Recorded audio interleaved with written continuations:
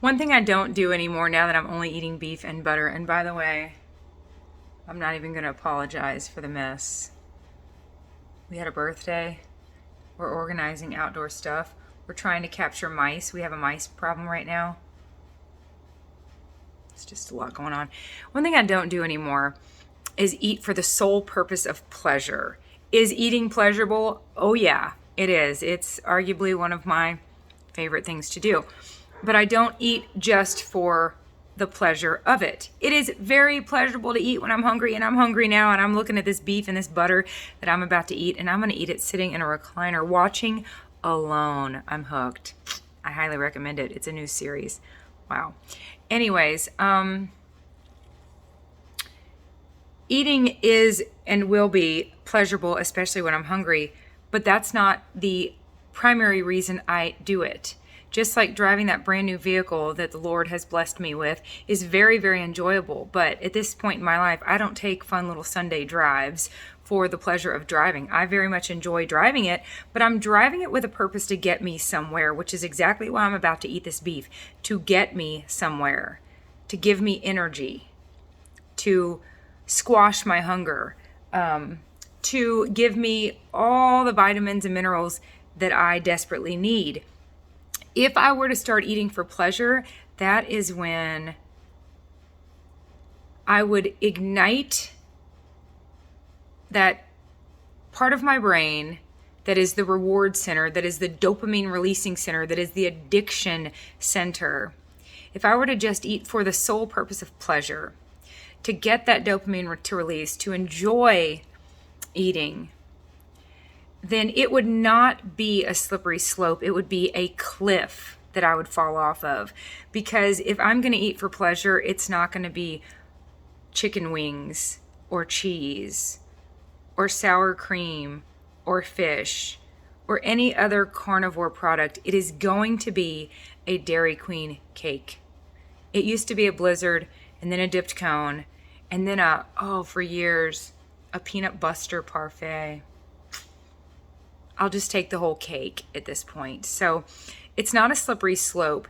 If I'm eating for pleasure, I'm not going to eat cheese for pleasure. If I'm going to eat for pleasure, it will not be blueberries. It will be a cliff right into Dairy Queen cake. So that's one thing I don't do anymore.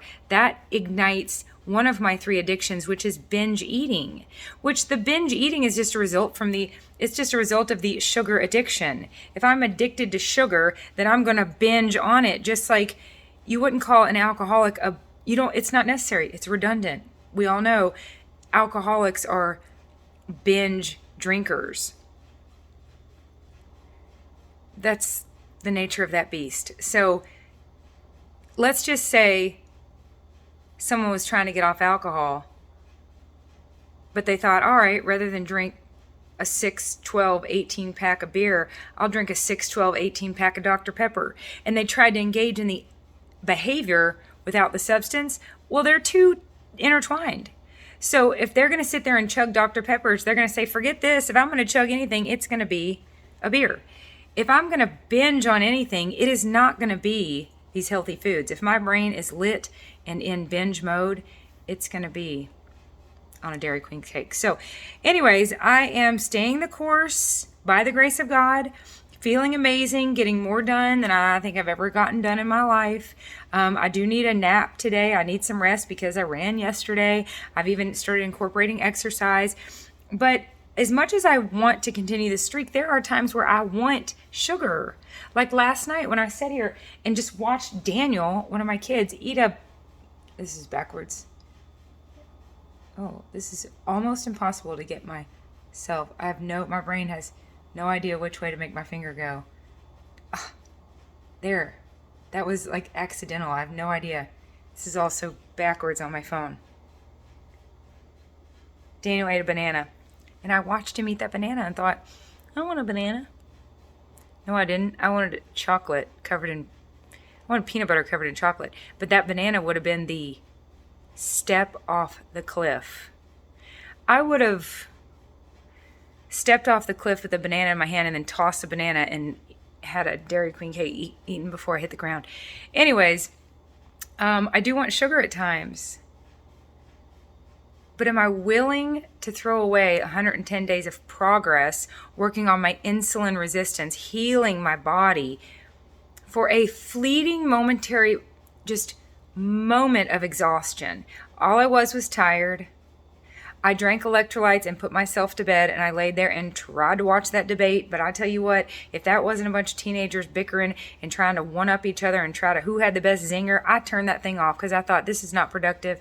It'd be more productive for me to empty my dishwasher than watch this. These are dark times, people.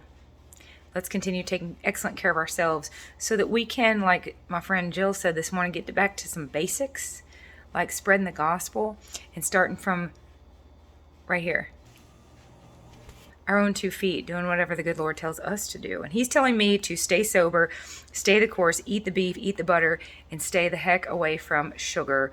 I don't know that I have another 110 days. So if I'm 110 days into this, this might be my only chance to keep this record. The Lord might call me home in 22 days. Let's hope not. Don't do the math.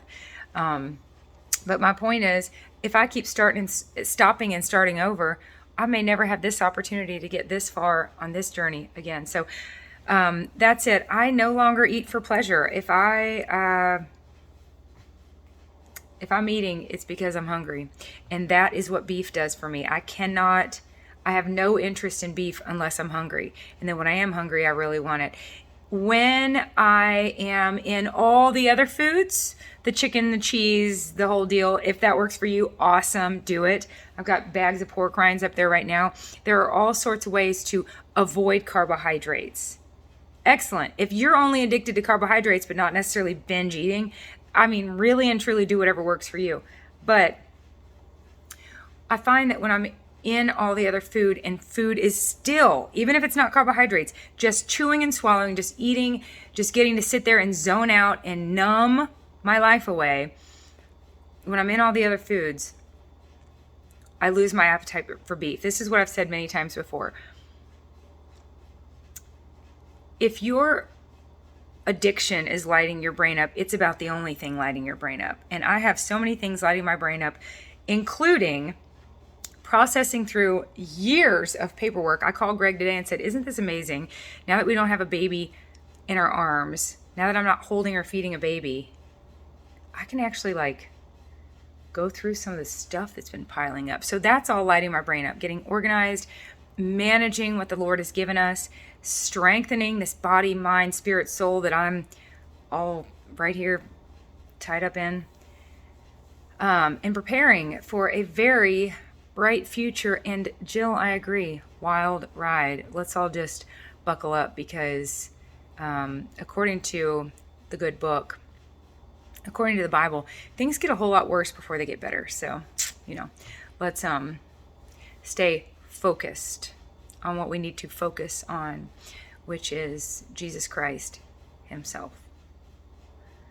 And he will, as we focus on him, put other things in our path that he wants us to focus on. And I want to put earplugs in my ears and blinders around my eyes and move forward. So that's it. Now that I'm beef and butter, that's something I don't do anymore. Eat for pleasure. Having said that, I'm about to really enjoy this. A bunch of brisket. I bought it from the barbecue shack down the road and stuck it in my air fryer so it turns into these little crispy pieces, literally making my mouth water. Then I'm going to put about a half. I heated this up. Those are frozen. There we go. That ought to do it. And there's meal 1 for the day. I'll eat again later. Here's something funny. Final note. This is what it looks like when you're beef only. You have bowls and bowls and bowls of beef fat sitting around and schoolwork that the kids ripped out of their backpacks. All right, that's it. I love you all dearly. Audrey, shout out to you. Thank you for your super sweet comment up underneath my video. And the feeling is mutual. God wants us to hear him, but he's going to use a billion different people to say a billion different things, and it just goes both ways. He's put you and I together for a reason. For one thing, we both speak English. That helps. Anyways, I'm glad to hear that things that he has me say resonate with you, and ditto, back and forth. Love you. Bye.